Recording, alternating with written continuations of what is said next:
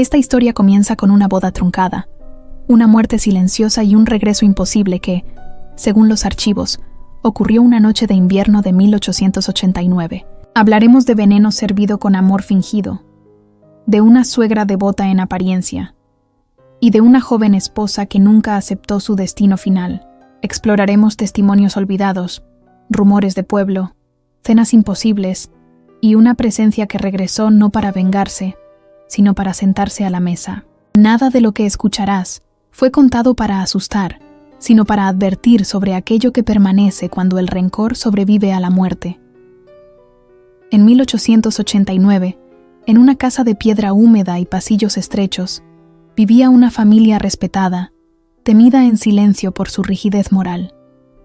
El hijo único de la casa había tomado esposa contra la voluntad materna, rompiendo un control que llevaba décadas ejerciéndose sin oposición alguna.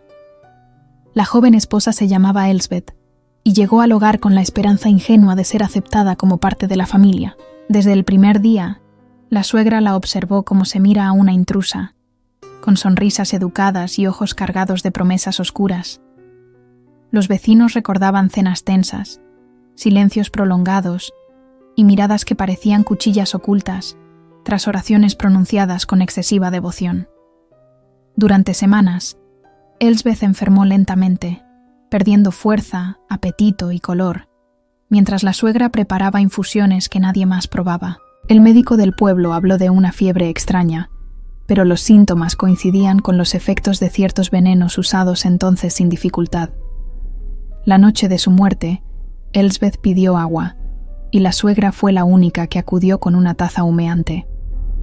Antes del amanecer, la joven esposa había muerto, y la casa recuperó un silencio satisfecho, pesado, casi victorioso. El entierro fue rápido, discreto, sin preguntas, porque en aquel tiempo las mujeres morían sin dejar explicaciones ni sospechas públicas. Sin embargo, algo cambió 3 días después, cuando el esposo escuchó pasos suaves en el pasillo principal durante la hora de la cena. Pensó que era el duelo jugando con su mente, hasta que el olor del guiso favorito de Elsbeth llenó la estancia. La suegra palideció al escuchar una silla moverse lentamente, como si alguien invisible tomara asiento en la mesa familiar. Entonces ocurrió lo imposible, aquello que ningún documento logró explicar sin recurrir al miedo más primitivo. Elsbeth estaba allí, pálida, intacta, con los mismos ojos apagados, sentándose en su lugar habitual sin pronunciar palabra alguna. No caminaba como una viva, ni flotaba como un espectro, simplemente estaba, como si la muerte no hubiese sido suficiente. La joven tomó los cubiertos con movimientos lentos y miró fijamente a su suegra, sin odio visible, pero con algo peor. Aquella primera cena duró pocos minutos, pero marcó el inicio de una serie de apariciones que aterrorizaron a toda la casa. Cada noche, a la misma hora, Elsbeth regresaba, sentándose a cenar, ignorando al esposo y observando solo a su asesina. La suegra comenzó a perder peso, a temblar, a rezar sin descanso, porque comprendió que aquello no era una simple aparición. Elsbeth no hablaba, no atacaba, no gritaba, pero su presencia arrastraba un castigo psicológico más cruel que cualquier venganza explícita. La casa empezó a oler a tierra húmeda, a flores marchitas, como si la tumba se hubiese abierto paso hasta el comedor. Los sirvientes abandonaron el hogar, afirmando escuchar cuchicheos y pasos incluso cuando la casa permanecía vacía durante el día. El esposo, atrapado entre la culpa y el terror, dejó constancia escrita de cada noche, temiendo olvidar lo que estaba presenciando. En sus notas hablaba de ojos que no parpadeaban, de manos frías y de platos que aparecían sucios sin ser tocados. Pero lo más inquietante aún no había ocurrido, porque Elsbeth no había regresado solo para ser vista. Ella había vuelto con un propósito que la suegra aún no comprendía, y que pronto transformaría a aquella casa en un infierno silencioso. Desde la segunda semana posterior al entierro, la suegra comenzó a despertar con marcas oscuras en las manos, como si hubiese tocado algo helado durante la noche. Afirmaba no recordar sueños ni pesadillas, pero su cuerpo reaccionaba cada amanecer como si hubiera pasado horas enteras conversando con la muerte. Cada cena se repetía con una precisión enfermiza, siempre a la misma hora, siempre con un plato servido frente a una silla ocupada por una presencia invisible. Elsbeth aparecía lentamente, sin emitir sonido alguno, como si el aire se condensara hasta adoptar la forma exacta de su antiguo cuerpo. No mostraba signos visibles de descomposición, pero su piel carecía de cualquier rastro de calor, y su sombra parecía proyectarse incluso sin una fuente de luz. El esposo intentó hablarle una noche, pronunciando su nombre con voz quebrada, pero ella no reaccionó, ni siquiera alteró la rigidez de su mirada fija. La suegra, incapaz de sostener esos ojos inmóviles, comenzó a comer cada vez menos, convencida de que cualquier alimento escondía un castigo destinado únicamente a ella. Los cubiertos se enfriaban al contacto con la mesa, y el vino adquiría un sabor metálico insoportable cuando Elsbeth se sentaba frente a ellos. Los vecinos empezaron a notar luces encendidas hasta altas horas de la madrugada, acompañadas de rezos repetitivos pronunciados con una desesperación cada vez más evidente. La suegra murmuraba oraciones incluso durante el día, temiendo que el silencio absoluto fuese una invitación para que la presencia se manifestara con mayor claridad. Sin embargo, Elsbeth nunca avanzó más allá de la mesa, como si una regla invisible delimitara con precisión el espacio destinado a su castigo. Esa limitación aparente resultaba aún más inquietante, porque sugería una intención consciente detrás de cada aparición nocturna. El esposo escribió en su diario que la presencia no parecía buscar justicia humana, sino algo más íntimo, más profundo y dolorosamente personal.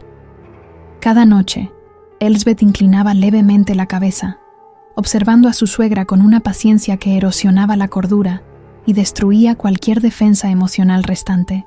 No existían reproches verbales ni gestos violentos, solo una espera interminable que transformaba cada segundo en una confesión silenciosa. La suegra comenzó a escuchar una voz durante el día, susurrándole palabras incompletas relacionadas con hierbas, dosis exactas y antiguas recetas domésticas. Reconoció esos susurros como recuerdos propios, pensamientos que había enterrado con la misma rapidez que el cuerpo de Elsbeth bajo la tierra fría. Intentó abandonar la casa una tarde, pero sus piernas fallaron al cruzar el umbral, como si algo invisible la obligara a regresar. La puerta principal se cerró sola tras ella, marcando el inicio de un encierro que nadie en el pueblo logró explicar racionalmente. Los pocos sirvientes restantes huyeron al escuchar platos romperse sin causa visible durante una cena celebrada sin invitados vivos. La suegra quedó sola con su hijo y con aquello que regresaba puntualmente para reclamar algo que aún no había sido entregado. El esposo comenzó a enfermar también, no por veneno alguno, sino por la presión insoportable de convivir con dos realidades superpuestas. Describió en sus escritos un olor persistente a almendras amargas que nadie más parecía percibir durante las horas diurnas. Ese aroma despertó un recuerdo enterrado, vinculado a antiguos manuales domésticos y sustancias prohibidas usadas en secreto durante aquel siglo.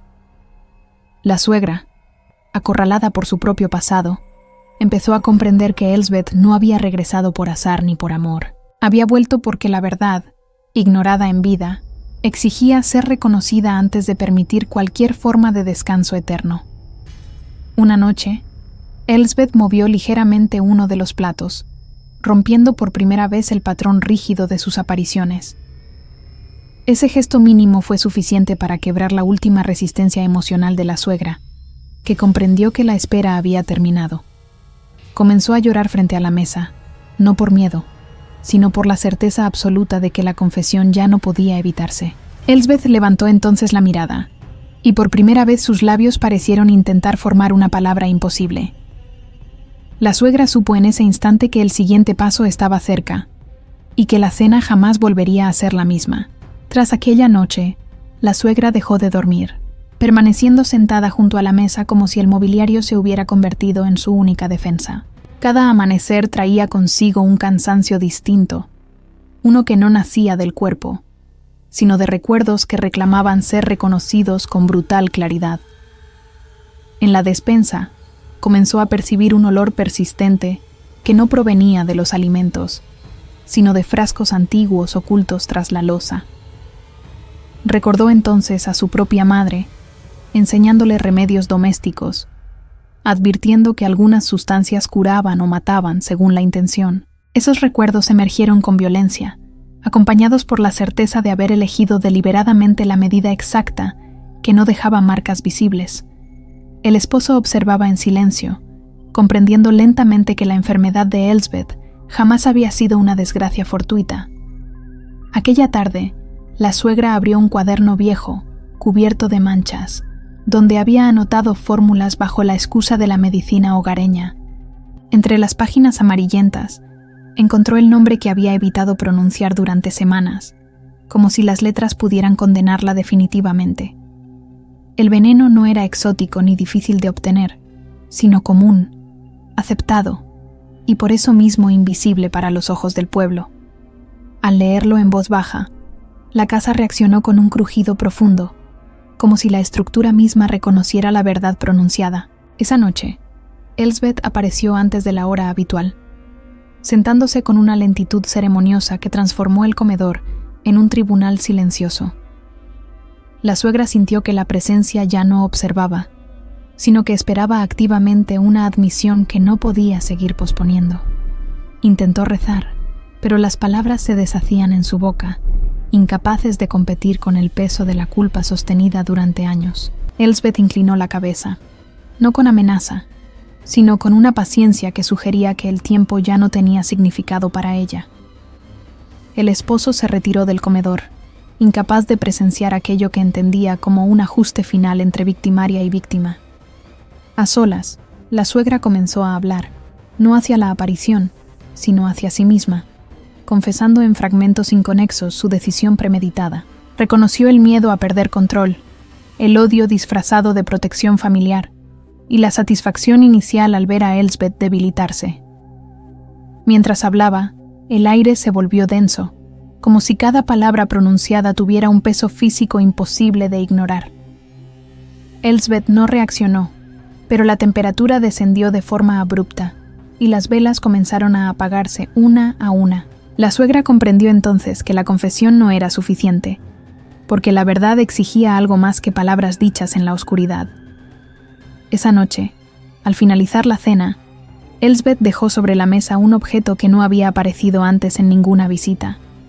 Era el mismo frasco, limpio, intacto, colocado exactamente frente al plato de la suegra.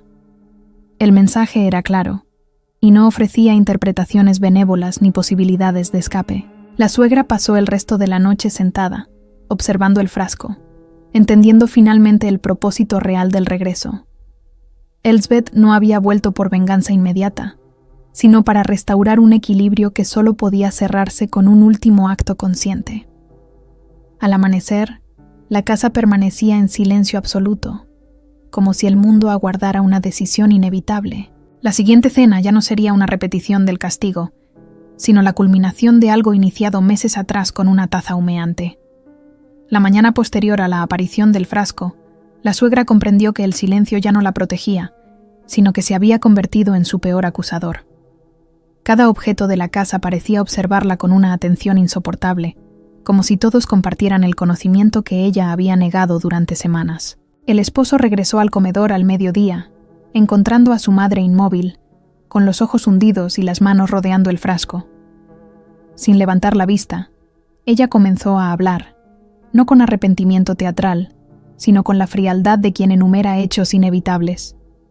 Confesó haber elegido el veneno por su lentitud, por permitirle observar el deterioro progresivo, sin levantar sospechas inmediatas. Admitió que cada dosis había sido medida con precisión, ajustada para debilitar sin matar, hasta que la última taza cerrara el proceso. El esposo escuchó en silencio, comprendiendo que su matrimonio había sido destruido mucho antes de la noche del entierro. Cuando intentó intervenir, Elsbeth apareció nuevamente, no como espectadora pasiva, sino como presencia dominante en la habitación. Su llegada fue acompañada por un descenso abrupto de la temperatura y un silencio tan profundo que incluso la respiración parecía indebida. La suegra levantó la mirada y por primera vez sostuvo los ojos de aquella a quien había condenado. En ese instante, la confesión dejó de ser privada, porque la casa entera se convirtió en testigo. La suegra habló entonces con mayor claridad, describiendo el miedo al cambio, la pérdida de control y el desprecio disfrazado de deber moral. Cada palabra parecía fijarse en las paredes, como si la estructura absorbiera la verdad para preservarla más allá de los presentes. Elsbeth dio un paso adelante, rompiendo por primera vez la distancia que había mantenido desde su regreso nocturno. Ese movimiento confirmó que el proceso avanzaba hacia su punto final, sin posibilidad de retroceso ni absolución sencilla. El esposo intentó acercarse, pero una presión invisible lo obligó a retroceder, dejándolo como observador impotente. La suegra comprendió entonces que su confesión debía trascender la familia, alcanzando aquello que ella más temía. Esa misma tarde, vecinos y autoridades fueron convocados bajo el pretexto de una enfermedad repentina.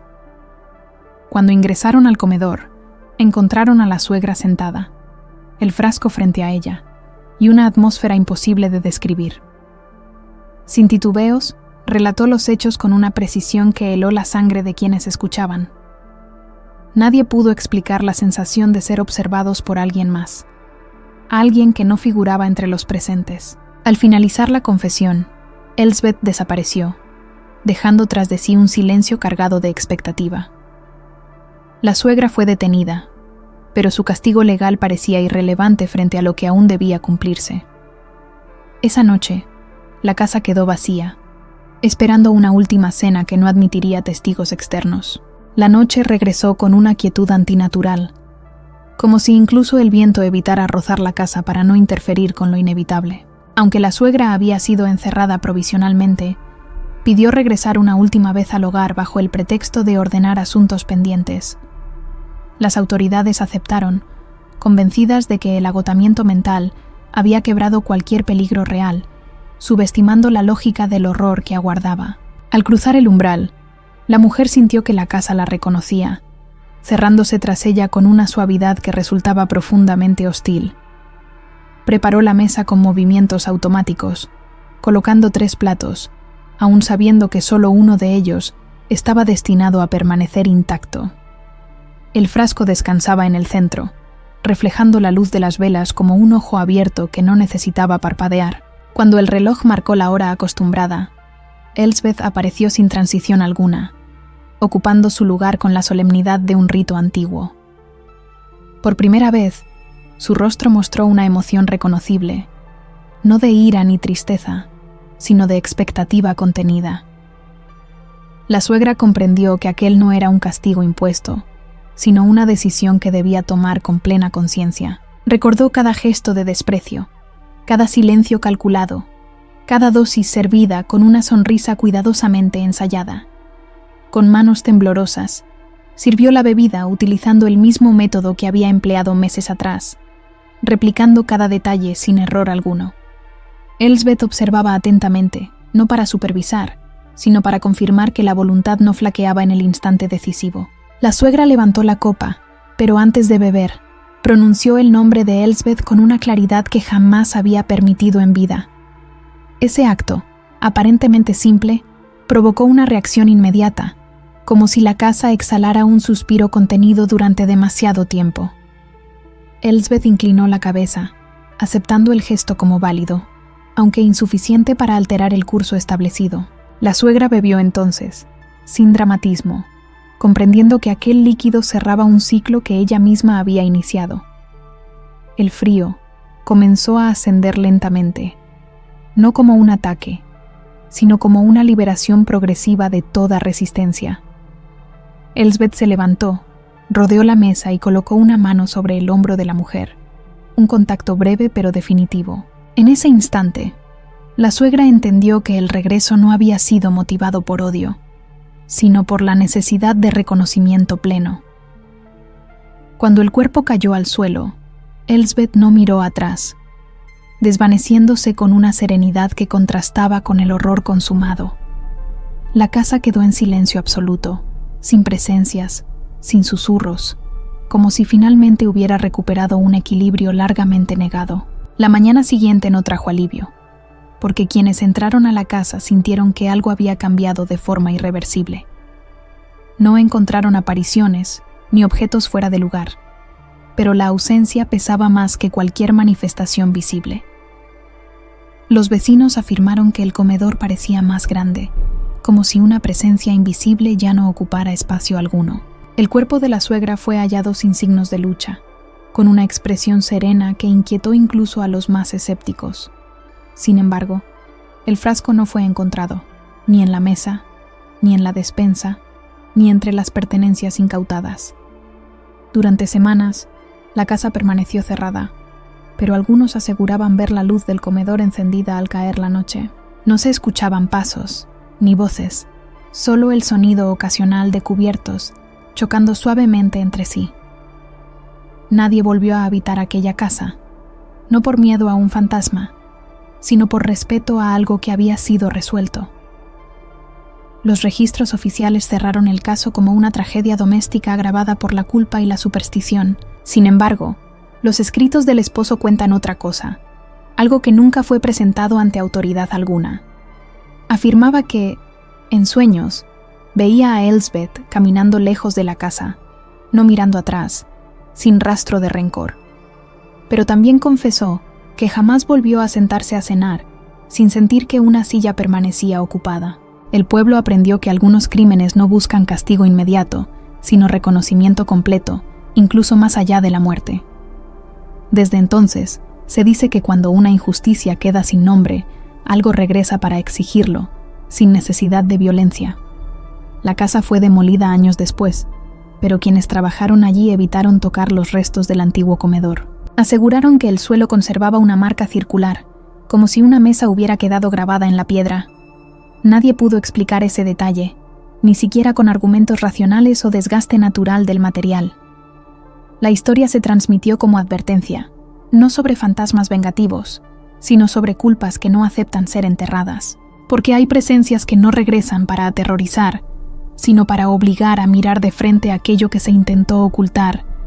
Y cuando la verdad finalmente es reconocida, lo que queda no es miedo, sino un silencio que jamás vuelve a ser inocente. Gracias por acompañarme en esta noche donde el misterio no descansa, y recuerda suscribirte a Karen de Noche para seguir explorando historias que no te dejarán dormir.